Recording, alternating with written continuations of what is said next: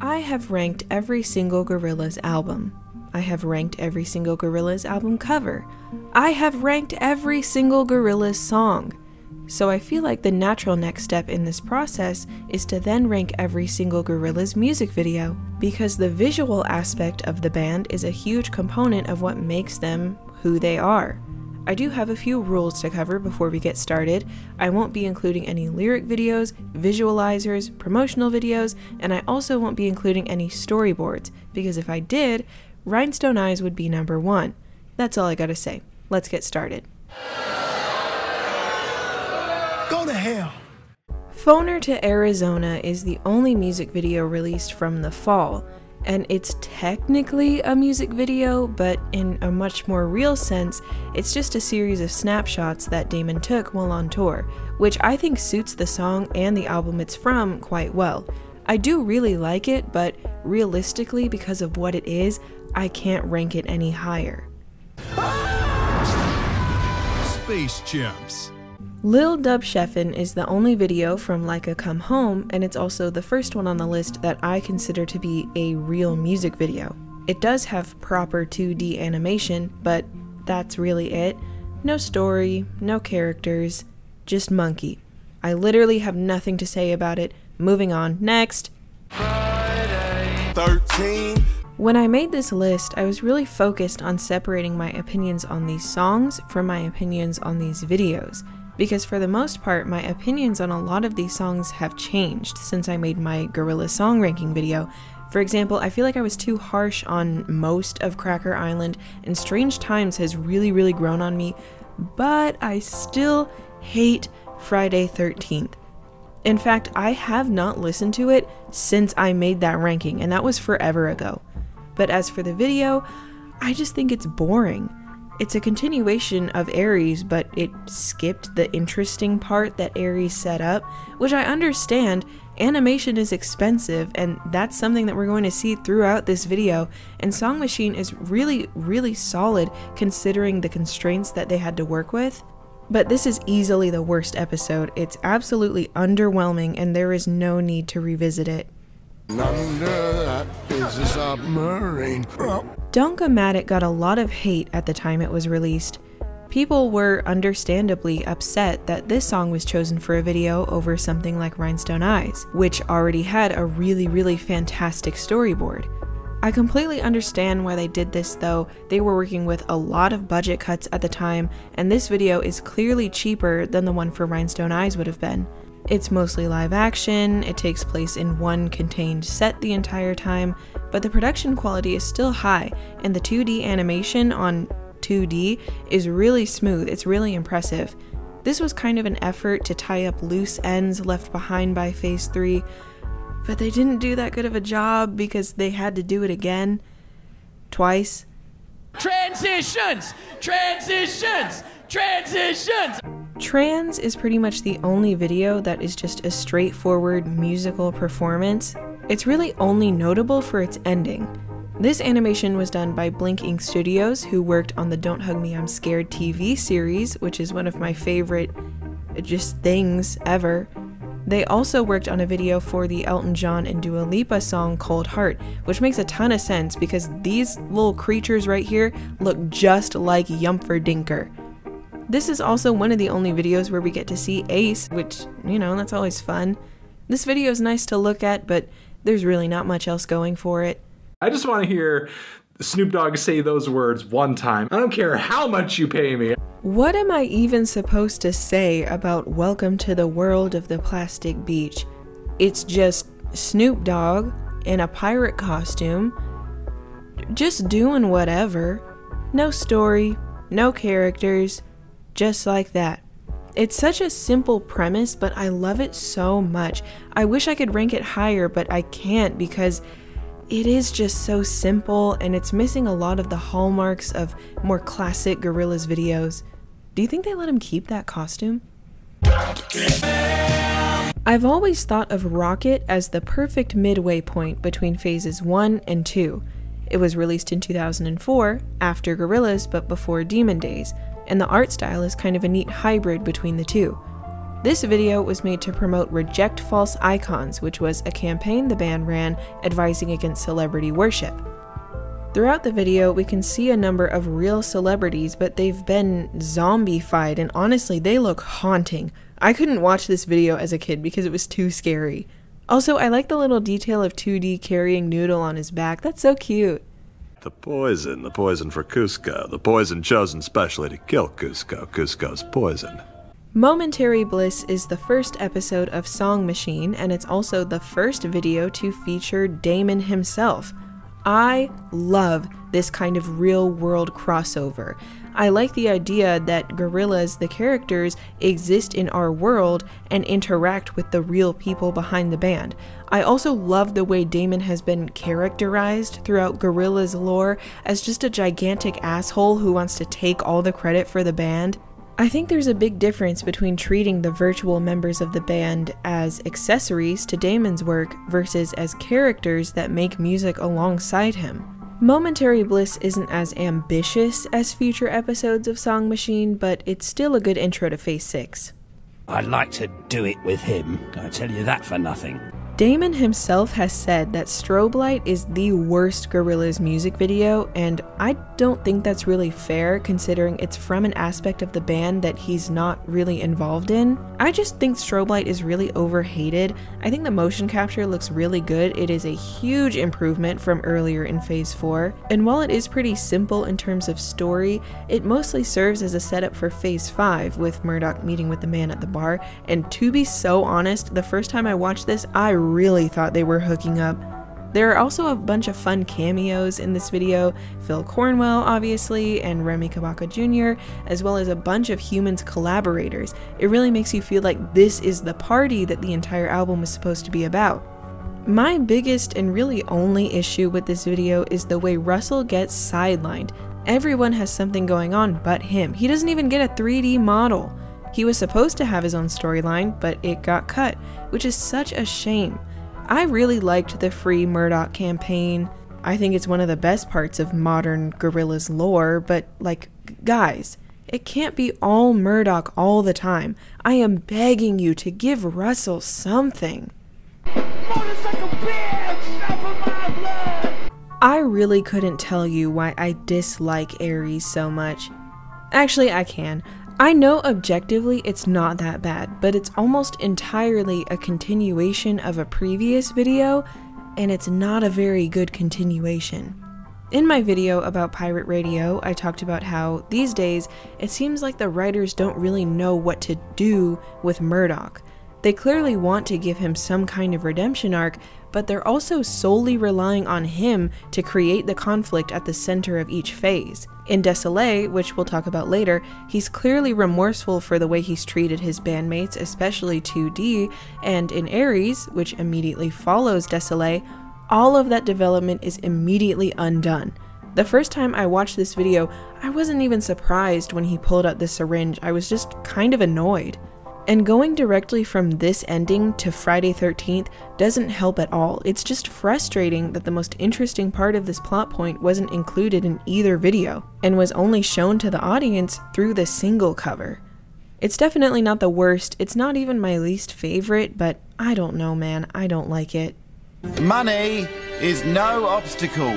Hallelujah Money was their big comeback after a huge hiatus. It was the first Gorillaz video we had gotten in years. It also does not feature a single band member, only a shadow puppet of 2D. 2D himself is barely in the song. This video was also released the day before Donald Trump's inauguration, and the song and video are clearly a critique of Trump. This did not go over well. While Hallelujah Money isn't a very good comeback, I think it's still a really good music video that was very overhated. I think the imagery throughout is really interesting and compelling. I like the use of puppetry to tell the story, and I think Benjamin Clementine's performance is genuinely very unsettling. I think this video is kind of representative of Humans as a whole. It is good, there are good ideas here, it was just poorly timed and kind of messily executed. We're going fast, we're going forward in a car that's moving along. Valley of the Pagans is the first entry in a subgenre of Gorillaz video that I just like to call car videos. These videos revolve around the band in a car going someplace. This is the most recent car video. It's also the worst. There are two versions of this video, one featuring footage from Grand Theft Auto, the other without that footage after a copyright dispute with Rockstar Games. There's really no difference between the two for me, so for the purposes of the ranking, I'm kind of lumping both together. For the most part, I think it's boring, although the ending reveal is bonkers bananas. And that over there is my Winnebago. One thing I've always really liked about Phase 6 is the amount of connections and callbacks to previous events or things that happened in the story of Gorillaz. Here in Strange Times, we see another iconic vehicle, the Winnebago, which I cannot believe the other band members are just rolling around in. You couldn't pay me to set foot in that thing. I like the imagery of Robert Smith in the moon. I like the imagery of Murdoch's weird little journey. I like that there is, in fact, a billboard on the moon. I kind of think of this video as a sequel to Rocket because both videos were used to convey a real-world message that had real-world consequences, and I do appreciate Gorillaz using their platform for activism in this way. Tomorrow has finally come today! Tomorrow Comes Today is the first ever Gorillaz music video. It's our introduction to the band. And from the jump, it has this imagery and visual style that is so remarkable and so effective. I think this video's biggest crime is its simplicity. It's really nothing more than moving images of the characters against a real-world background, although the singing animation on 2D is really smooth. This was obviously before Gorillaz grew into such a huge project, so I have to kind of give it a pass for being so simple, and there's just something about this one. I think it has a vibe and an energy that we would come to associate with Gorillaz for the remainder of their career. We're going fast, we're going forward in a car that's moving along. 192000 is not the best car video, but in my opinion it's the most memorable. The Geep is obviously a fixture of Gorillaz lore, especially in this phase, and there's something about the dynamic between these characters in Phase 1. This video almost feels like a G-Byte, but with no dialogue. I think it's more interesting than something like Valley of the Pagans because of the obstacles they encounter along the way. Like this big-ass moose who shows up for no reason and is never discussed again. I just think it's a lot of fun. He's a panda. You're a panda. I've always liked Phase 5. I think it's the best that post-Humans Gorillaz have been in terms of story and characters. It also has one of my favorite art styles from any phase. Humility marks the beginning of Phase 5 and the continuation of the storyline set up in Strobe Light. It also marks our introduction to Ace, and it's pretty much the only video where he's allowed to do anything. Also, Jack Black is in this video. He's just there, hanging out. I think I just associate this video with my memories of Phase 5 and living through it, because this video, and this is true for Trans as well, but Humility raised a lot of questions about 2D. What's going on with him? What's with his attitude? Why do his eyes keep changing? It was super fun to sit and speculate because at the time we didn't know it was literally going nowhere. I'm tired of this, Grandpa! That's too damn bad! Maybe I'm like a fake fan and I'm just not remembering or I'm misremembering, but I don't think there was ever any context given for Dirty Harry. Like, what are these kids? What's going on? What are we doing here? I think the desert is a very different and interesting setting for a video like this, and I really like the way the kids are designed and animated. The actual band obviously looks great too. Also, I am like the biggest Tudoc hater alive, and even I have no explanation for this. What? I like the way Booty Brown is integrated into the video, and I like the way that his verse is kind of given the proper respect that it deserves, because have you guys noticed the amount of people like on YouTube or whatever that will post Gorillaz songs with the rap verses cut out? I'm sorry, I know that this is kind of unrelated, but I've been wanting to talk about this forever because I don't understand it at all. I don't care if you like rap or not. Even if you don't, it's just weird to me to write off a whole genre in this way, but do you really think that Feel Good Inc. sounds better without De La Soul? Do you really think Clint Eastwood sounds better without Del? You are literally out of your mind if you think Pac-Man sounds better without Schoolboy Q. Speaking of which, Pac-Man's a bad guy? Another thing I've always liked about Phase 6 is the way it centered around Kong Studios. Song Machine eventually kind of became about the pandemic, so it makes sense for the phase to focus so heavily on the band's home base. And in Pac-Man, we see each member of the band just kind of doing their own thing. I really like the design of this arcade game and the idea of characters being affected by it. I think the animation on Schoolboy Q is really, really cool, and I know I complain a lot about plot threads and storylines that don't end up going anywhere, but I think this is a good example of a relatively inconsequential, self-contained story with these characters. Number 15. I am so conflicted on Rock the House. I can't decide if I love it or if I absolutely hate it, so I've decided to rank it almost exactly in the middle. I think it's funny, but it also makes me deeply uncomfortable. But out of any of these videos, it's one of the ones I re-watch the most. And every time I re-watch it, I think I understand it less. Like, I completely forgot Del was in this video, even though he's the only one in the song. I was just like too distracted by all this other business going on. It is just so bonkers. It is bonkers bananas, but there's really nothing else like it. Some of you may die, but it's a sacrifice I am willing to make. As of right now, Silent Running is the most recent Gorillaz video. It's also really good. I think both videos from Phase 7 are great. I think the 3D models look amazing, and there's a lot of really cool cinematography here. They both feel cinematic. Like, some of the shots in this video are insane. Like, what was their budget? I like the character interactions in this one, even though, again, I feel that Russell and Noodle aren't given enough to do. Considering the story of Phase 7 was told out of order, Silent Running does a pretty good job of bringing everything full circle. It was an impressive way to close out Phase 7, and I can't wait to see what comes next.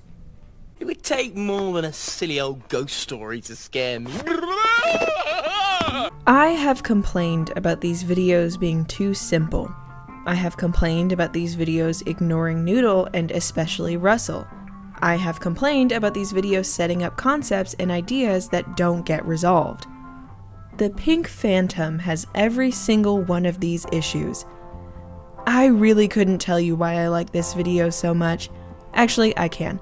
I just really love the way Jamie draws Elton John. His design is so cute. He's such a jolly little man.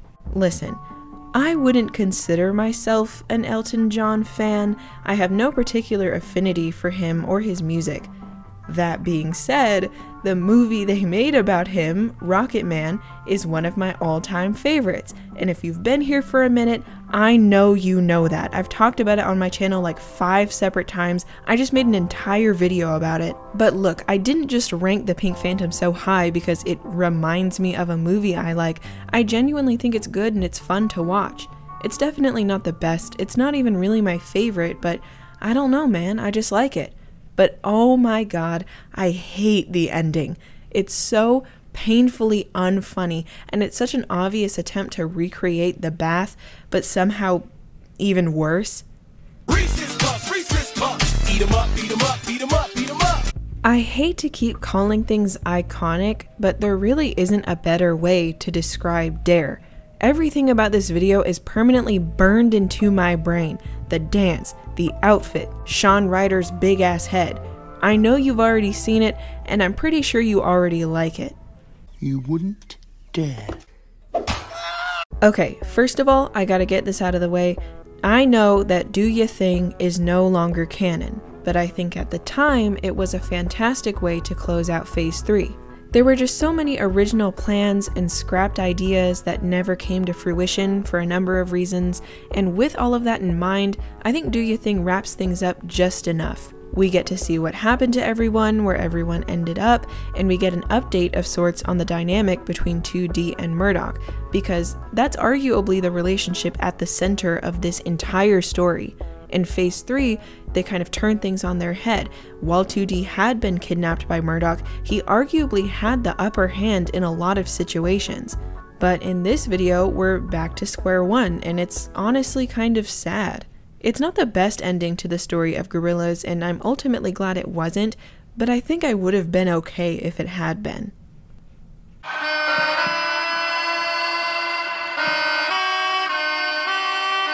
Clint Eastwood was the first real Gorillaz music video, and it's probably also one of the first that come to mind. While Tomorrow Comes Today introduced us to the characters, Clint Eastwood introduces us to the world of Gorillaz. The song itself is one of their biggest hits, which makes the video kind of an instant classic. It's just awesome. Number 9. Sleeping Powder is absolutely ridiculous.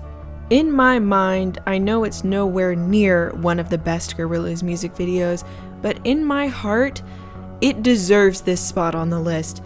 If you haven't seen it, I can't describe it to you. Just look at what I'm showing you on screen. It's so dumb and it's so good.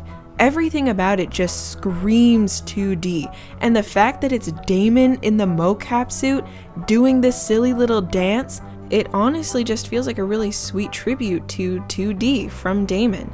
I think Sleeping Powder is one of the best things to come from Phase 4 and from modern Gorillaz in general. It's like a wizard's portal. It's like a wizard's portal. Désolé is the second episode of Song Machine, but it's the first to introduce the idea of the portals. But that is not what makes this video stand out. I remember Phase 6 better than any other phase, which is weird because it's not the most recent, but I remember exactly where I was when each video dropped. So for like a little bit of context, when I was younger, I had a job as like a teacher's assistant, and when this video premiered, I was in the laboratory washing a bunch of beakers, and my hands were covered in soap, and I almost dropped a bunch of them and broke them because I had to rewind the video to make sure I was really seeing what I thought I saw. I could not believe I was watching Murdoch Nichols crying. We've seen Murdoch do a lot of things, but we've never seen him cry. We've heard him about to cry, but that was a decade ago in pirate radio. It's so antithetical to everything about his character, but it makes so much sense. Désolé feels like the culmination of years of buildup, and it could have been the start of an amazing redemption arc, but it's undermined almost immediately with Aries. That's what I'm saying, like they just don't know what to do with Murdoch sometimes, but this time, they got it right. Our nickname is, we call it the Irish one because it goes, oh my life. While Hallelujah Money was the first video from Phase 4, Saturn's Bars was the first in years to feature the band. And there's an extended intro and outro to reacquaint us with these characters. I've always thought that Gorillaz lore is at its best when it's character focused, and when it's centered around the personalities and dynamics that these characters have. I also just think this video is really visually interesting. I like the space setting and I like the design on the monsters, but this has bothered me for years. Why didn't Noodle fight back? I know she knows how. She could have taken them easily. Why didn't she? She's just standing around screaming. This video also spawned a bunch of memes and jokes within Gorillaz fandom. It's like the Joe Mazzello of Gorillaz videos. He called her a cracker? Like, Wait. shit, wait! In my opinion, the best Gorillaz music videos are the ones that tell a coherent story from start to finish. Obviously, for the most part, every single one of their videos is part of a bigger story, but I think the best are the ones that have the ability to stand on their own, and this is especially true of Cracker Island. Every second of this video is interesting. I already mentioned the animation when I talked about Silent Running, but the 3D models and the animation on Thundercat look amazing, and this video just has a sense of atmosphere and mood that you haven't really gotten outside of this phase. Something that Gorillaz will do a lot in their videos is save a big reveal for the end. This is true of Ares and Valley of the Pagans, and also the next entry on this list. But with this video, this ending more than anything else made me legitimately shocked and so excited for what was going to come next. And in my opinion, it is just as good as the classics.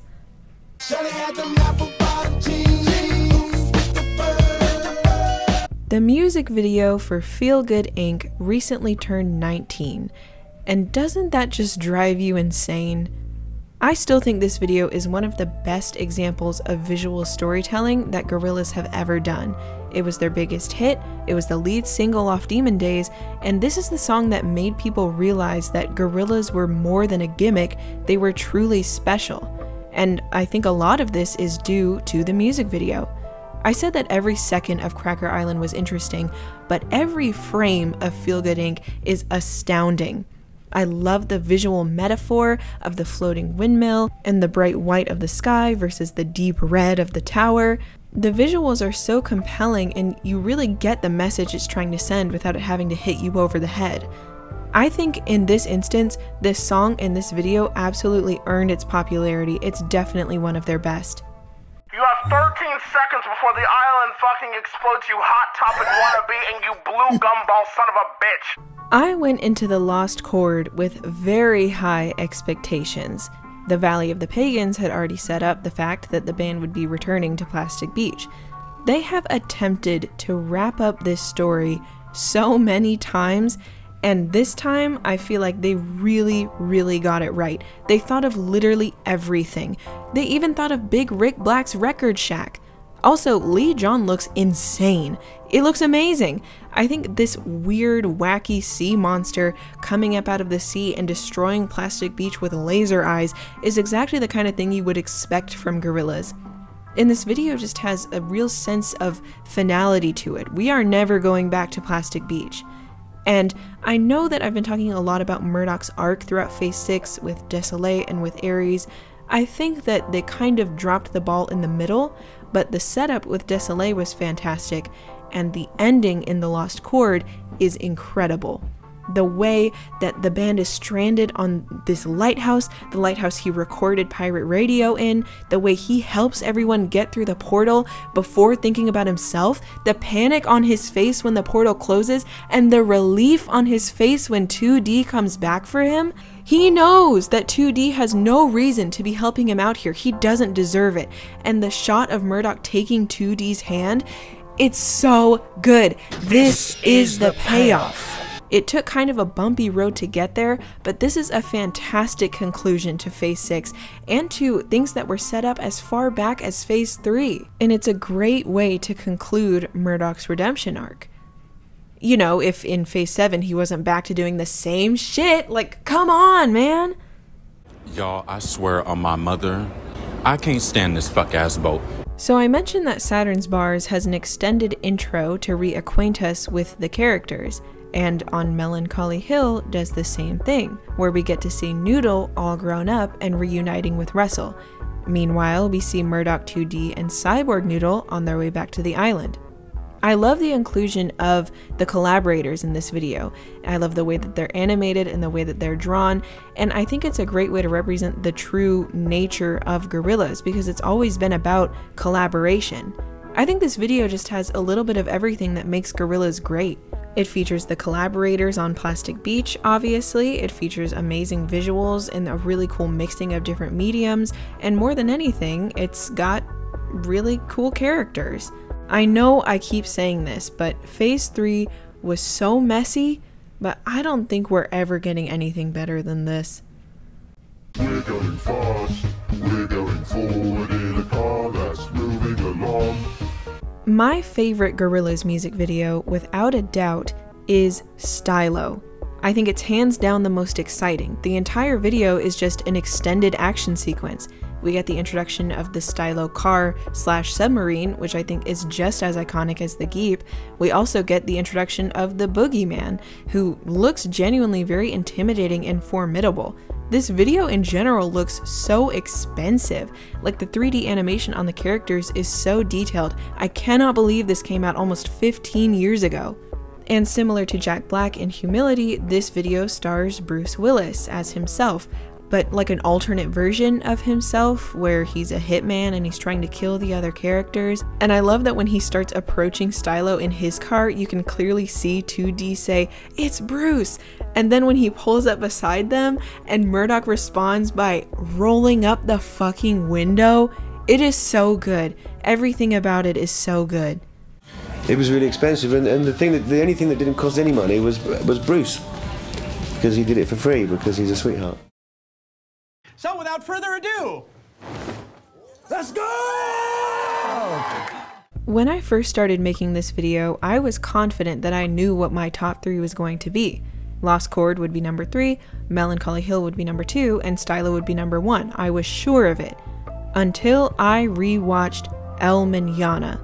The first time I watched this video, I was probably 9 or 10 years old. I still wasn't that familiar with Gorillaz and their characters and their story, and I had no idea what I was getting myself into, and I sobbed for like 30 minutes. I was inconsolable. This video, more than anything, feels like a short film. It has a completely different tone from any other video that they've done. There aren't any jokes or goofy moments. It's just a genuinely sad and tragic story. And there is a ton of context behind this video, but I honestly don't think you need it to understand what's going on and to feel the emotions from the video. Look, Gorillaz is messy and contradictory and sometimes dumb. I know that you know that. But at the center of everything, there are these really compelling characters that you truly connect with and a fascinating story being told through these music videos. And I think the best example of this is El Mañana. There's no other video like it, and there probably won't be. And that's why, in my opinion, it's the best music video that Gorillaz have ever made. Thank you so much for watching this video. If you liked it, be sure to give it a thumbs up. If you liked me, be sure to subscribe to my channel. If you want, you can even turn notifications on so you'll be the first to know the next time I'm in a car going someplace. Anyways, that's going to be all for me. I've got to go. My ship is under attack from pirates. Bye!